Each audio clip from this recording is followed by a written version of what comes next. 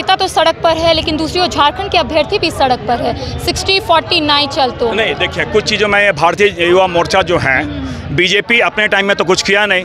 अगर हम कुछ करना चाहते हैं उसमें कहीं न कहीं वो केंद्र सरकार की गलत नीतियों के खिलाफ कांग्रेसी लगातार अपनी आवाज़ को मुखरता से उठाती हुई नजर आ रही है। इस वक्त इसी मसले पर बात करने के लिए हमारे साथ मौजूद है कांग्रेसी नेता सुखदेव भगत। हम इन्हीं से बात करेंगे कि लगातार केंद्र सरकार की जो नीतियां हैं उसके खिलाफ आप लोग लगातार अपनी आवाज़ मुखरता से उठा रहे, लेकिन इस ओर कोई भी पहल नहीं हो रही है। सुखदेव जी, नहीं, देखिए मैं समझता हूँ केंद्र की सरकार है वो बेशर्म भी हो गई है और जिसे उदासीन भी हो गई है, और कहीं न कहीं जिसे मौनम स्वीकृतम लक्षणम जिसे कहा जाता है, वो भ्रष्टाचारी जो लोग हैं उसे वो संरक्षण दे रही है। हम इसलिए इस बात को कह रहे हैं, भ्रष्ट यार से यारी, देश से गद्दारी नहीं चलेगी। आपने देखा होगा हिंडनबर्ग की रिपोर्ट के बाद जो 609 से 2 नंबर पर चले गए थे, क्या कारण है कि वो लगातार उनका शेयर डाउन हो रहा है? कहीं ना कहीं आर्थिक वो घपला किए हैं, आर्थिक भ्रष्टाचार को जिसे कहा था भ्रष्टाचारी जो तरीके होते हैं वो उन्होंने गलत तरीके से वो अपने सारी चीज़ों को उन्होंने गलत तरीके से प्रस्तुत किया है।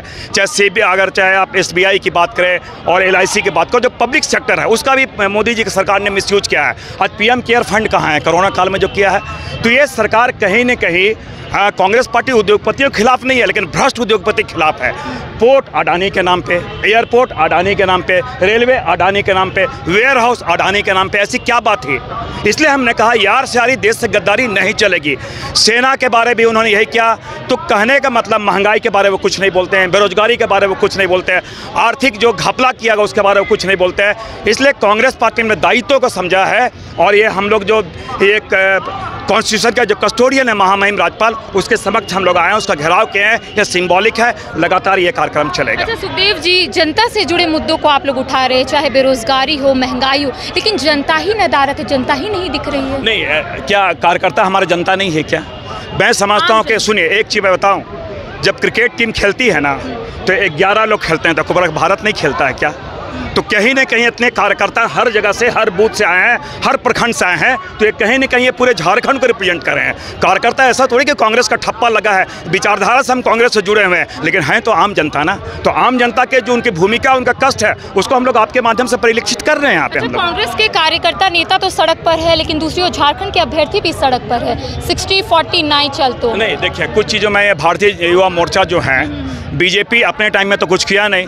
अगर हम कुछ करना चाहते हैं उसमें कहीं न कहीं वो अड़ंगा डालने का प्रयास करिए और दिग्भ्रमित करने का प्रयास करिए। निश्चित रूप से कुछ कमियां आई हैं वैधानिक रूप से, जिसमें हाई कोर्ट ने रोक लगाया था, उसको पुनः हम लोग संशोधित करके अभी कैबिनेट में हम लोग लाने वाले हैं, विधानसभा में आने वाला है। तो थोड़ा सा वेट करना पड़ेगा। जो चीज़ें जिसे कहा जाए सड़ चुकी हैं, सारी व्यवस्था उन्होंने सड़ा दिया है, उसको ठीक करने में थोड़ा समय तो लगेगा ना। 60-49 चल तो यानी कि लोगों का कहना, हम लोगों को 60-49 अभी चाहिए। आया कहाँ से? अभी आया कहीं? बात तो आई भी नहीं है। मुख्यमंत्री हेमंत सोरेन का जो ऑडियो वायरल हो रहा था उसमें कहा जा रहा है। क्या करूं मैं, मेरे बातों पे ना जाइए। सरकार चलती है या तो गजट से चलती है, कैबिनेट के डिसीजन चलती है, या कोई सर्कुलर आती है उससे चलती है। वो अभी तो आया नहीं है ना। तो ये काजी जी दुबले क्यों शहर के अंदेशे से? तो इस वक्त हमारे साथ मौजूद थे कांग्रेस नेता सुखदेव भगत, जिन्होंने स्पष्ट रूप से कहा है कि सरकार तमाम चीज़ों को यहाँ पर देख रही है और 60-40 की नीति तो अभी तक आई भी नहीं है, तो अभ्यर्थी काहे परेशान है, क्यों हताश है? तमाम चीज़ों को यहाँ पर देखा जा रहा है, और महंगाई और बेरोजगारी को लेकर इन्होंने स्पष्ट रूप से कहा है कि हम लोग जनता की आवाज़ बनेंगे और इसी तरीके से अपनी आवाज़ को उठाएंगे। फिलहाल मेरे साथ इतना ही। कैमरा पर्सन के साथ करिश्मा सिन्हा, न्यूज़ 22 को।